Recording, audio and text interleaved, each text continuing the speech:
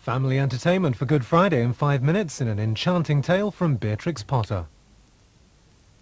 Now on BBC1, a bank holiday edition of South Today.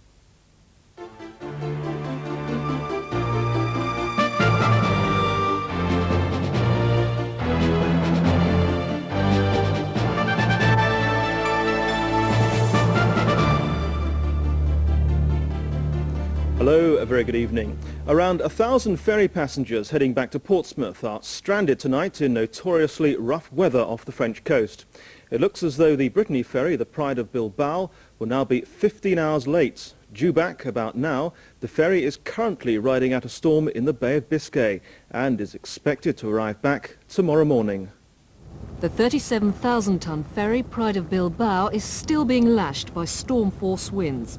The waves are reaching 50 feet high, making life extremely uncomfortable for those on board. We've had storm-force winds, which are now down to just strong gale-force winds.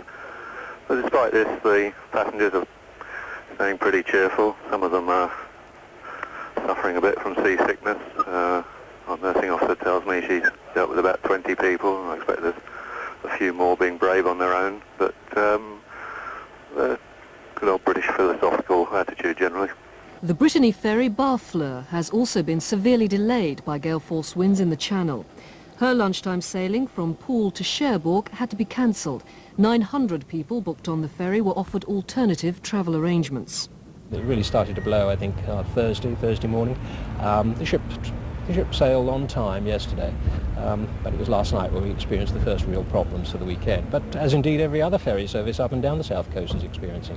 The storm-force winds have caused damage along the south coast, uprooting trees and damaging sea defences. In Worthing, work has been going on to strengthen the coastal barriers in advance of tonight's high tide. A 5-day rock festival on the Isle of Wight will go ahead this summer. Councillors have agreed to the event at Freshwater, which could draw up to 50,000 people. But hopes that the remaining members of the Beatles might take part have been dashed. Paul McCartney is said to be against the idea of a reunion. A teenage girl who's thought to be suffering from the worst case of ME, or so-called yuppie flu, in the country, is set to benefit from a special concert tonight. Lynn Gilderdale, who's 16 and from Stonegate in East Sussex, is partially paralysed by the illness, which some doctors refuse to recognise. 2 years ago, Lynn Gilderdale was a healthy teenager who enjoyed windsurfing and sailing, but now she can't walk, talk or eat. Yeah, it's tragic. I mean, she knows exactly what's going on, and she says to us time and time again that she wishes she was better.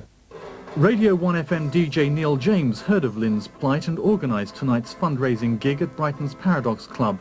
Top groups Worlds Apart and the Average White Band agreed to take part. We're raising money for Lynn, but it's also to raise awareness for ME, those that suffer from ME, and what is a very real disease. Sadly, because of her illness, Lynn won't be able to go to tonight's concert. So this afternoon, Neil James visited Lynn at her home to make sure she didn't miss out on the fun altogether. Now, as you may have seen on the national news, the Hampshire-based catamaran Enza New Zealand has set a new world record for a non-stop voyage around the world.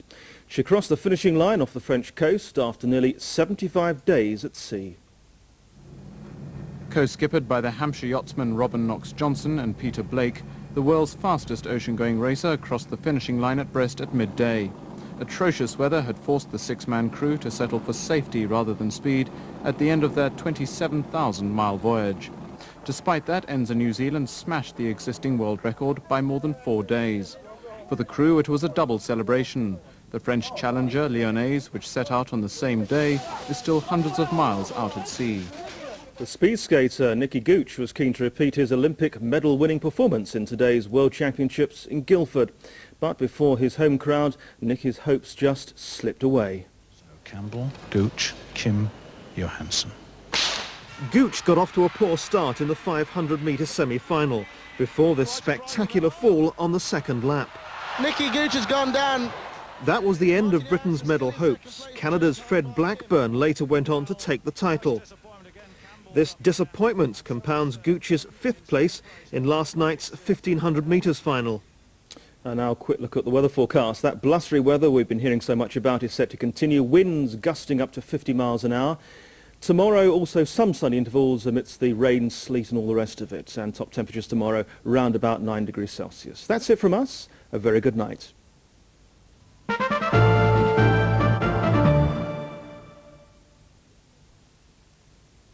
Whoa! It's the wrong trousers, Gromit, and they've gone wrong. Stop them, Gromit! Stop them! First he brought us the award-winning Creature Comforts, now a second Oscar for the wrong trousers. An ingenious crime with a cunning disguise. Good grief, it's you! And a daring escape. Nick Park's thrilling adventure, The Wrong Trousers. Easter Monday at 6 o'clock on BBC2. He's from the moon. He's brown and wrinkly. Look at him in the spaceship. He makes Elliot wrong.